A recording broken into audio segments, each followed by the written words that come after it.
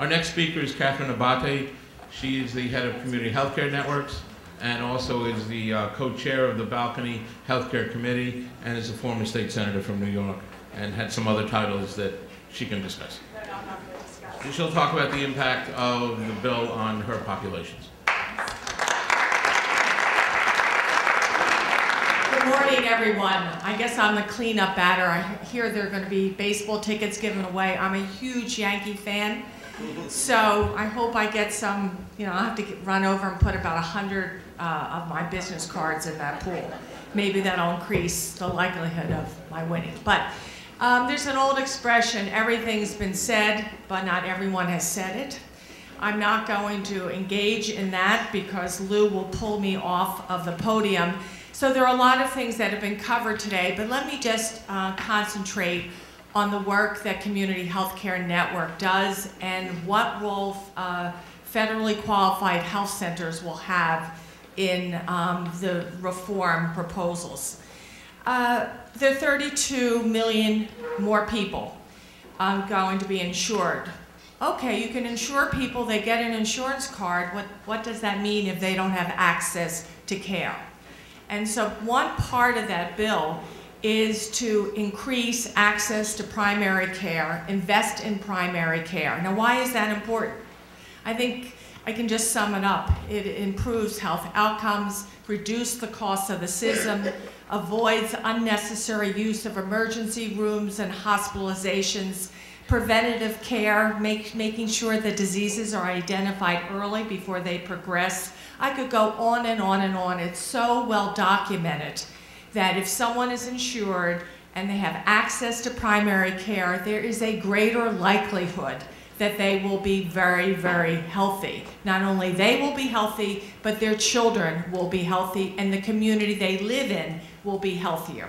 So there are also studies that show that federally qualified health centers, when patients go to them for care, they end up getting more preventative care, early diagnosis, immunizations, et cetera, et cetera. And so if you look at the proposal, federally qualified health centers are the linchpin of the delivery of this care. A Community Healthcare Network runs 10 federally qualified health centers throughout New York City.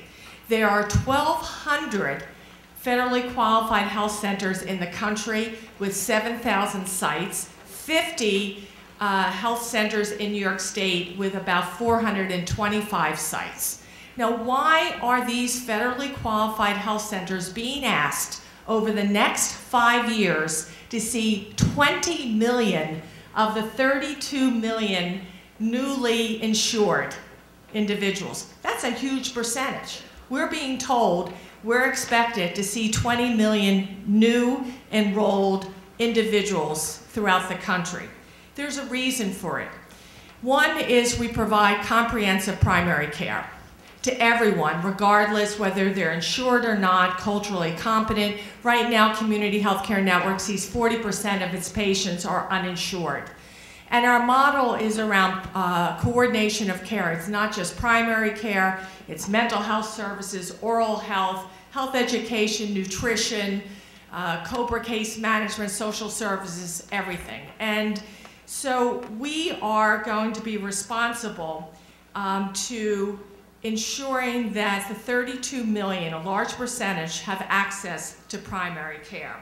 Now, the other important thing, and Lorraine Brown talked about it, we will continue to have the obligation to see everyone. That means all individuals who are undocumented and also legal immigrants who have to wait 5 years before they can be eligible for Medicaid. So we will continue to see the uninsured as we build up capacity to see more individuals. So what this reform bill is doing is giving the community health centers over the next 5 years $11.5 billion. $9.5 billion is to increase operational capacity. That will give us money not to serve our existing population, but more dollars so we can serve the 20 million newly insured individuals.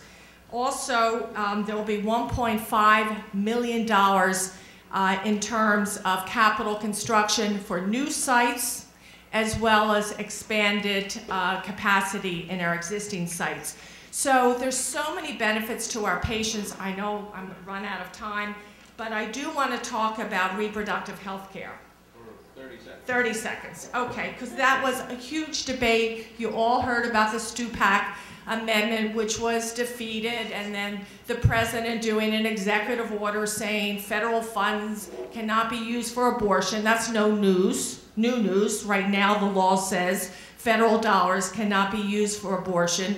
And then the Nelson Amendment became part of the reform. And so what does this mean for women in New York? Well, the good news is of the 12.4 million women uninsured in the country, 94% of them will be insured either through the exchanges or expansion of Medicaid. So there will be greater access to reproductive health care.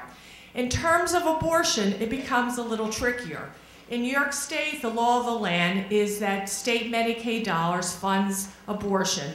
There will be more dollars in the Medicaid program. So I think that's the good news. The difficult news is if a woman is in the exchange, is buying insurance, she's now going to have to write 2 checks. One is for all her health care needs, and if she's going to anticipate she may need an abortion in the future, she has to write a check to get a separate health care product.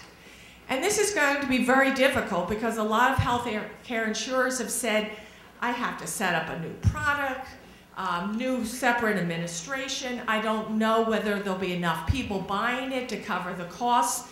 And so it's very, very important that we keep our eye on New York State, the insurance department, and everyone else who's implementing the rules around how women can access abortion in New York State. Because the 2-check rule is a little tricky.